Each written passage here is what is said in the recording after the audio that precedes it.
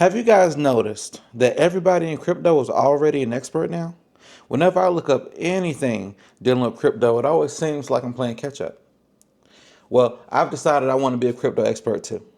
So on this channel, I want to take you guys with me on this journey to the top. Beware, we are going to jump down some rabbit holes.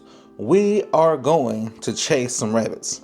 Just figure out what is going on in the crypto world. Let's start this journey together with the overall best question you can start this journey with, which is, what the heck is crypto? I'm going to explain it to you in the best way that makes sense to me, and you can let me know what you think, and we can figure this thing out together. Okay, crypto is a decentralized digital currency secured by cryptography and typically built on blockchain technology for secure, transparent transactions.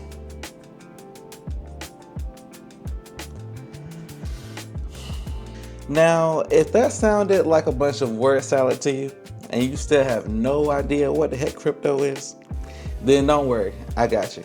Like I said, we're gonna chase this rabbit today. We're gonna figure this out.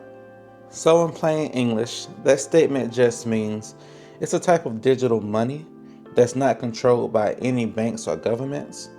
Instead, it relies on advanced computerized security techniques to keep transactions safe. It shares an online record that ensures everything is transparent and trustworthy. Now, that's the best description of crypto I could think up without using any crypto jargon. But I say let's have some fun with this thing. I want to chase this rabbit. Let's do a breakdown of the original definition in 3 sections and see if you can get the same definition I got after we break down each section. Alright, let's get it. What we know is crypto is a commonly abbreviated reference to the term cryptography, which by definition actually means a digital currency, or more plainly put, a completely digital form of money. For example, imagine a country where the government controls all the money. They decide how much money gets printed, monitor every transaction, and have the power to freeze your bank account if they please. Correct me if I'm wrong, but that one should be pretty easy to imagine. Now try and picture a world where there is no central government or bank controlling the money. Instead, everyone has access to the same public record showing who owns what. Transactions are verified by a network of independent computers instead of a single authority like a bank, making it fair and transparent. No single entity can print more money or manipulate it. A little harder to imagine this one, right? Welcome to the rabbit hole. Now you're in it with me. Ultimately, from this section, the main point is it's a form of money that belongs to everyone, meaning everyone can buy into it. It's managed by everyone, meaning everyone can see all transactions in the form of a financial document or ledger. And it's controlled by no one, meaning the currency is not controlled by any bank or government. Which also means this might make those middlemen we've always had sweat just a little bit. Secured by cryptography. If you're wondering what cryptography is, then it's technically defined as the practice of encoding information so that it can only be read by the intended recipient. Of course, that's a pretty simplistic way of looking at it, but for my visual learners out there, let's bake this into a beautiful analogy to cement the concept in your brain even better. Imagine you need to send a valuable package, money or some sensitive information, to someone across the country using your bank security service. I'm sure you're going to want to ensure 3 things: confidentiality, integrity, and authentication. Better said as confidentiality. You only want the right person to open that package. Integrity. You want to ensure the package isn't tampered with during delivery. And authentication. The bank needs to have record and verification you sent that package. If you're like me, we don't want no funny business when I'm sending money or some sensitive information. Now, if we do a little technological wizardry and take that same analogy and slap some technical jargon in there, you get to see from a technical standpoint how cryptography actually works.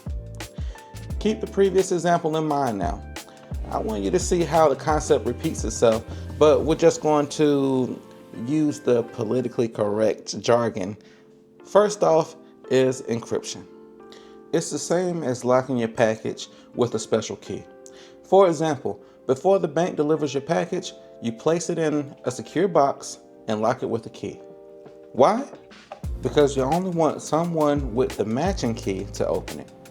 Number 2, digital signature.